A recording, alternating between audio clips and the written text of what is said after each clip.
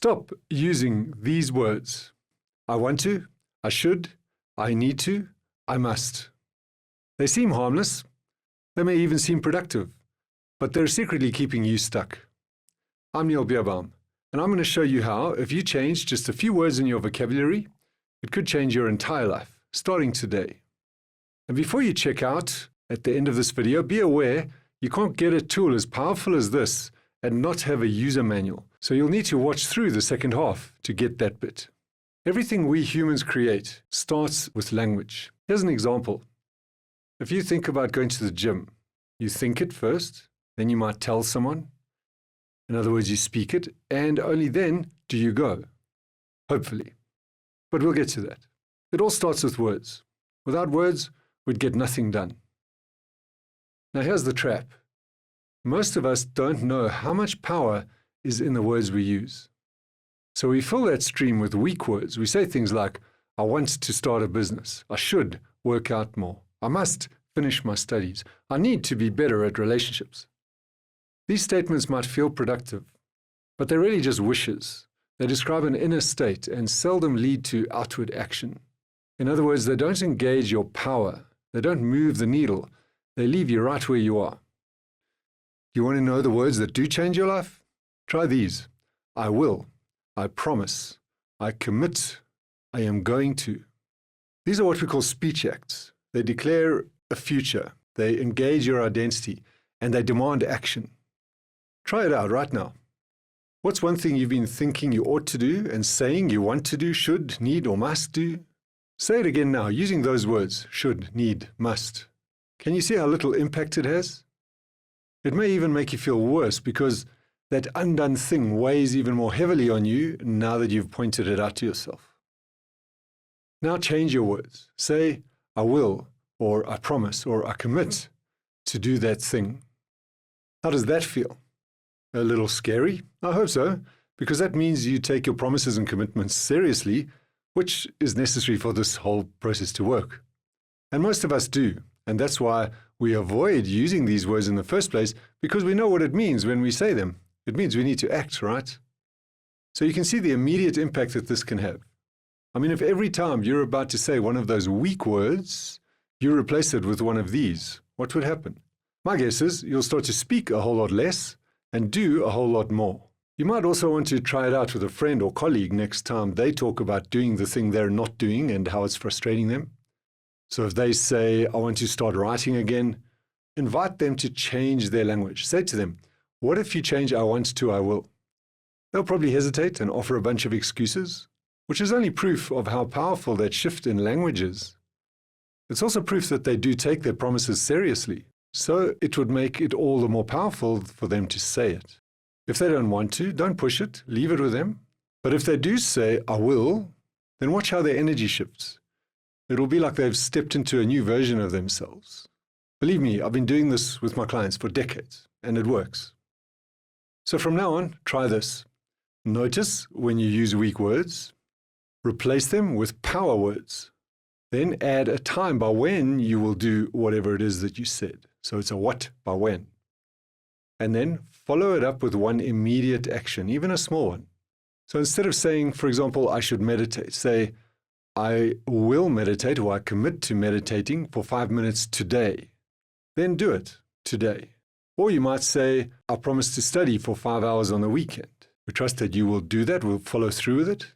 And what immediate action could you follow up that commitment with? Maybe a note in your diary, or get your books out and place them on your desk. So the more you do this, the more you'll notice some powerful things starting to happen. Firstly, you'll procrastinate less and complain less about procrastinating. In fact, you'll wonder what you've been doing all your life. You'll be more conscious of the language you use, which will have a knock-on effect in other areas of your life. Being aware of the language you use in other areas of your life. You'll be more conscious of the language others use. And if you point it out to them, without being self-righteous, bossy, or arrogant, please, you'll have a positive impact on their lives too. You'll also notice yourself feeling more energized and confident. That's because making clear commitments and following through on them builds your self-belief. The actions themselves get you into the flow state more often, which is rewarding in itself. Plus, you'll start to achieve some goals which has an even greater effect on your self-esteem, self-belief, and self-efficacy. Or to put it another way, your life will gain momentum. And that'll be something you'll enjoy and won't want to stop. You'll become someone who makes things happen and doesn't just think about them. And as I said, before you check out, be aware, you can't get a tool as powerful as this and not have a user manual. So there are a few things you need to know. Firstly, you don't need to wait until you feel like it, either to make a commitment or to act on one that you've made. As I've talked about in my other videos, your ability to act is independent of your thoughts and feelings. I've used the example before of the bungee jumper who no longer feels like it and doesn't think it's a good idea anymore. They can still jump. In the same way, you can align your actions with your commitment rather than with your thoughts and feelings. You start to attach your attention to what you said rather than to what you feel, and you let that, what you said, the commitment, be your action trigger. We call this standing on your word or being your word. There's a whole philosophy behind it. It's called linguistic ontology, but we won't go into that now. The point is that your thoughts and feelings belong to who you are now, which comes from your past, while your word belongs to who you are committed to be in the future. In other words, your thoughts and feelings are invested in the survival of your old identity, keeping you the same, based on your past, while your word is an act of creation. It comes from your imagination, from the realm of possibility, from the future. And most importantly, your imagination and your ability to put that into words is unlimited. So it's through your word that you create new possibilities for yourself. That's why you want to follow your word and not your thoughts and feelings. Now, this doesn't mean you should reject or suppress all your feelings or never listen to them. It's just that they're sometimes not useful. They belong to your habituated self and they can draw you back. They want to protect you and keep you the same. They don't always want to move you forward. So when you focus on your word, it's like when you focus on a task and you get into the flow state. Your worries, concerns, and in this case your feelings, can become like a radio that plays in the background. You can hear them, but you don't tune into them. You tune into the task, to your commitment, your word, and you stay focused on that. When you've finished the task, you can take a break, wallow in your feelings if you need to, have a party, whatever. But before you do that, evaluate what acting on your word, following through on your commitment, has done to your energy levels, your motivational state, and your sense of self-efficacy, which is the belief that you can do the stuff you set your mind to. I'm sure you'll find it's had a massive positive effect. Then use that evidence to build a case for using powerful words and acting on them, rather than using weak language, which happens when you're hooked into your thoughts and feelings.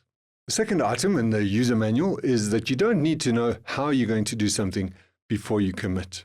Often, the solution arises out of the commitment. For example, imagine you overhear some people at a dinner party talking about climbing Kilimanjaro.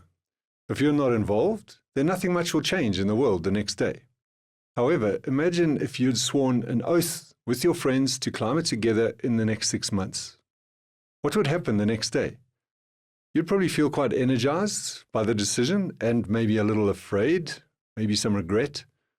But you'd also have a whole new set of thoughts in the form of questions like, what do I need? What will it cost? And you may decide to go online to research all of that. So the answers will arise out of the commitment. Then suddenly one day you're in the mall or the high street and you see that hiking shop that you've walked past 100 times before and never noticed. Now suddenly you're inside discussing the fine details of hiking boots. So we can say that solutions, the how, in other words, arise out of a committed decision, the what by when. So your committed decision is the what by when, and the how arises out of that. Oh, and one more thing. If you make a promise and you happen not to keep it, don't beat yourself up and don't give up. Just acknowledge the fact that you didn't do it, forgive yourself, and go again. You should be setting commitments that are a little bit out of your comfort zone, like 20%, not crazy and not too easy, just a reasonable stretch. And if you're doing it at that level, then managing to follow through on them about 80% of the time, that would be considered effective. So don't play games with yourself, just use it in the best way possible, in a way that is good for you and makes sense.